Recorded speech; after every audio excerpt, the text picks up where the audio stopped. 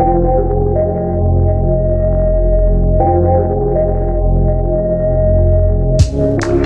you are new, welcome. If not, welcome back. Today, I will be going over the iPhone 13 Pro Max. Make sure you're subscribed for more tech-related content like this.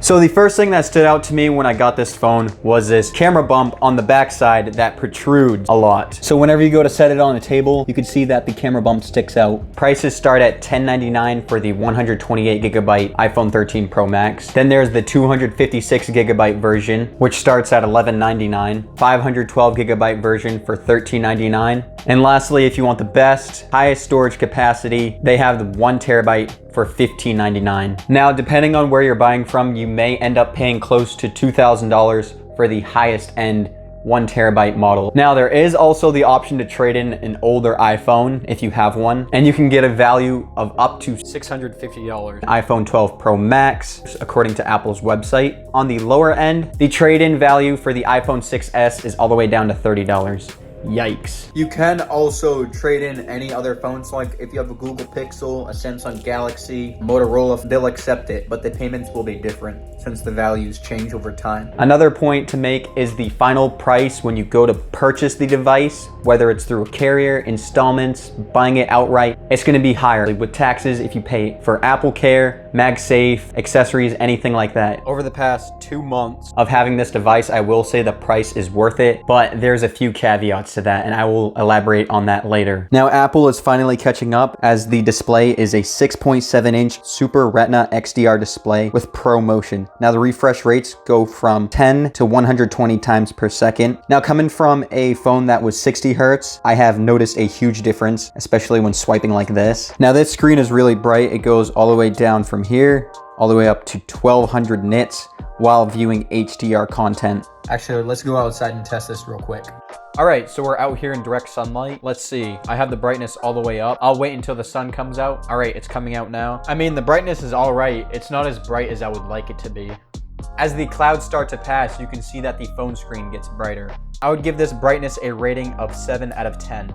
We are viewing this with the lights off to see how bright it actually is. It's not too bad. Now, Apple claims that this display has an oleophobic fingerprint resistant coating, which is true, although I do see fingerprints on this display right now, as you can see there. Now, with the iPhone 13 Pro Max, the notch is actually smaller than it was, and inside the notch there is Face ID and a true depth camera, which I will elaborate on later. Now, sometimes Face ID is reliable, other times it's not. Now, the durability of this iPhone, I have not had issues with it. It is highly durable. Now, Apple uses ceramic shield, which is supposed to be highly durable. Now, I can attest to this, although I'm not someone that's gonna throw my phone around to show that it's durable. The cameras on the back are durable. Apple uses a sapphire lens protector. Now, the back of the iPhone 13 Pro Max has a matted finish. It's not as slippery. It's not as slippery as something like the S10. It just falls out of your hands and smacks on the table. There are some smudge marks, so it's not that resistant to fingerprints. So the frame on the iPhone here is made of surgical grade stainless steel. Now here we have the silent switch, the volume rocker, SIM card tray, no expandable storage, a band for cellular connectivity, another band, speaker grill, a lightning port, no USB-C. There's another band here, 5G band, side button, another band.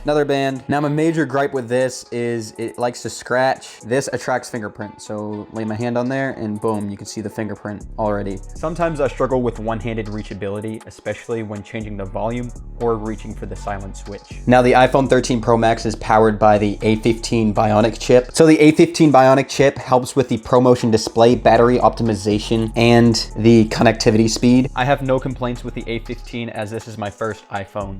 Here, you can tap really fast, so that's the performance of the A15 in action. So the iPhone 13 Pro Max uses 5G millimeter wave for the United States and support for sub-6 gigahertz 5G connectivity for other places.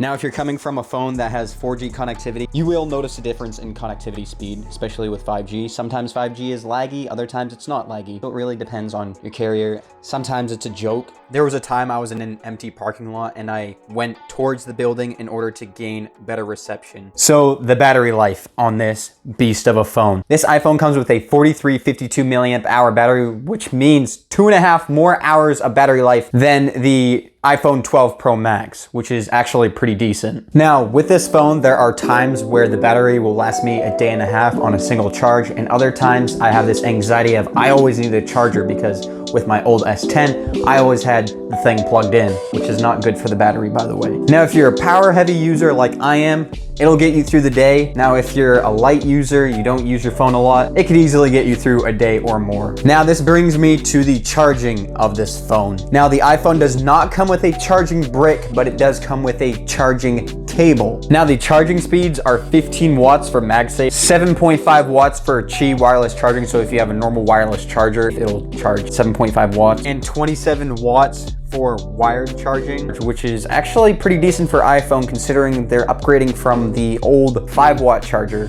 Now, another cool thing about the MagSafe is the sound it makes. And then when you connect it to the charger.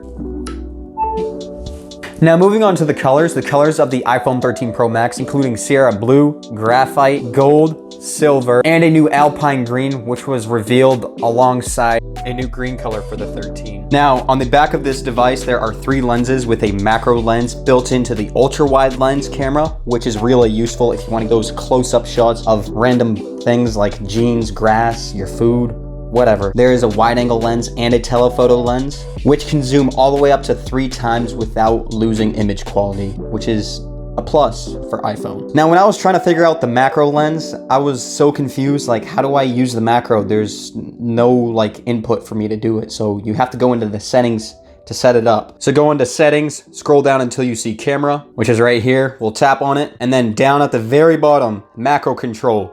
Show camera control for automatically switching to the ultra wide lens to capture macro photos and videos. Toggle this on or off. I like to keep this on because I really love the macro lens on this phone. So the real nice thing about the telephoto lens is you can zoom all the way up to 15 times digitally. The zoom is there, but it's nothing crazy like 30 or 50 times. It's a great camera for everyday use. Now, the night mode has actually been improved with this device as it uses the LiDAR sensor, which is this black circle underneath the camera array. And it throws the lasers at the object and brings it back to the camera as information.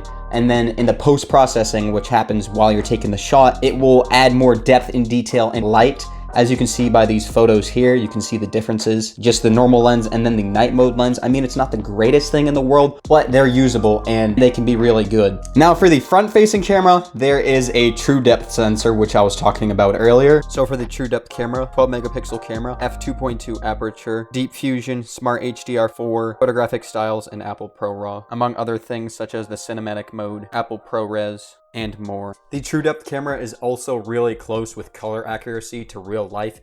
The blue in these photos is almost what you see with your eye, which is really cool. So another thing I like about the true depth camera is the Memoji, which is sort of like Samsung's AR emoji, and you can create different characters and have conversations as a character, which is really cool. Now, I will say the video quality on this iPhone is really amazing. On all the cameras, you can shoot all the way down to 1080p, 24 frames per second, and all the way up to 4K 60, excluding the cinematic video modes. Now, the cinematic mode is a new mode for this camera, and the thing about it is it caps out at 1080p rather than 4K. The cool thing is you can adjust the bokeh effect while you're filming and after you go and edit the footage. Now, another feature that's added to this is you can finally shoot ProRes, lesser compression rate on your camera. So it means that every frame is stored separately and can be decoded with no dependencies on other frames. Now, that's according to Wikipedia. So again, if you want to shoot ProRes, go to your formats. Underneath your camera settings. Right here, we have Apple ProRAW. Now, Apple ProRes, show camera control for ProRes. ProRes is one of the most popular formats for video professional post-production. A minute of 10-bit HDR ProRes is approximately 1.7 gigabytes for HD and 6 gigabytes for 4K. That is an awful lot of storage. And then ProRes capture is supported for up to 30 frames per second at 4K and up to 60 frames per second at 1080p. So here, I'm gonna go over the video, and then here, you can tap ProRes after you toggle that. ProRes not supported. ProRes captured is supported for up to 30 frames per second at 4K and up to 60 at 1080p. So what you'll want to do is tap on this little thing on the top right, the resolution here. So the highest you can go is 4K 30, and boom, now you have ProRes. Maximum time, 20 minutes, and it allows you to use all of your lenses. So the 0.5 lens, 1x zoom, and the 3x zoom, and then all the way up to 9x, which is pretty good. Yes, and that also means you can record 4K 30 ProRes on the front camera as well, which is amazing. And then here, tap this, ProRes on or ProRes off, tap ProRes off, or you could also just tap this button again, boom. And then that will allow you to change the frame rate back to 4K 60. Now the added feature to this phone is Photographic Styles. So there are two ways to access the Photographic Styles. The first is through your camera. So open up the camera, tap this arrow at the top middle, and then hit this thing that looks like a shutter button with a line through it. Tap on it, and here you have the Photographic Styles: standard, rich contrast, vibrant, warm, and cool. The last way is to access through your settings, which I will show you here. So to access these styles, go to settings, access your camera, scroll down until you see Photographic Styles. Personalize the look of your photos by bringing your preferences into the capture. Photographic Styles use advanced scene understanding to apply the right amount of adjustments to different parts of the photo. Photographic Styles. Here we have Photographic Styles, the most basic standard style. Tone 0, warmth 0, the default look. Produced by the iPhone camera. Rich contrast style, tone -50, warmth 0, darker shadows, richer colors, and stronger contrast create a more dramatic look. And then here we have vibrant, tone +50, warmth 0, wonderfully bright and vivid colors create a brilliant yet natural look. This is one I would prefer to use, although I don't use it. Here we have warm, tone 0, warmth 50, golden undertones create a warm look. And then here we have cool style, tone 0, warmth -50, blue undertones create a cool look. Now there's also night mode selfies, which uses deep fusion, and there is a portrait mode in this, which is really good for the most part. I mean, like I showed you in my previous video, the edge detection on the cinematic video mode is not the greatest, so it's actually the same for the portrait mode. I will show you two photos here. Okay, moving on to my favorite features of the iPhone 13 Pro Max. First thing would have to be ProRes video. Although it takes up a lot of space, it is a crisp and clean video. I also love the night mode on this camera as well. And another thing is the live text on the camera. I absolutely love live text. I mean, just scan a piece of paper or a billboard, you open up your camera, boom, point at it, and then just highlight after you take the picture. Or even now with iOS 15.4, after they released that, they added that feature to notes and reminders. So scanning homework, or you got a reminder, you got a piece of paper, an appointment or something, you can just scan the text in there. Now, something I wish this phone didn't have, this notch on the front of the display. I wish it didn't have that. I wish it was smaller, or like a pill hole shape, or just invisible. The notch contains the true depth camera system and FaceID. Also, the notch has gotten smaller over the years. Something I wish this phone did have would be 4K cinematic video. 4K cinematic video, that'd be amazing, you know, to just go out and film a cinematic movie with your iPhone in 4K. That would be so great, honestly. I mean, it could be a storage issue. Also, I wish this phone had a higher zoom. 15 times for the photo and 9 times for the video. Why I personally think the iPhone 13 Pro Max is worth the price. The color options of the Pro Max model, including the new Alpine green color. Now, another thing would be the matted finish on the back of this phone. Another thing would be the ability to shoot ProRes video, finally on an iPhone. Now, the hardware just works on this phone. I mean, I haven't had any issues with the hardware or the software, except for a little minute glitches in the iOS beta versions. Now, the cameras are snappy, and the stainless steel body gives it this chic look. The stainless steel does scratch a lot, which can be an annoyance. The caveats to this, starting with no wireless power share on the device. I'd like to be able to charge my other devices like my Apple Watch or my old S10. No USB-C, no 3.5mm auxiliary port. I would recommend buying this iPhone if you're an avid photographer or videographer or vlogger.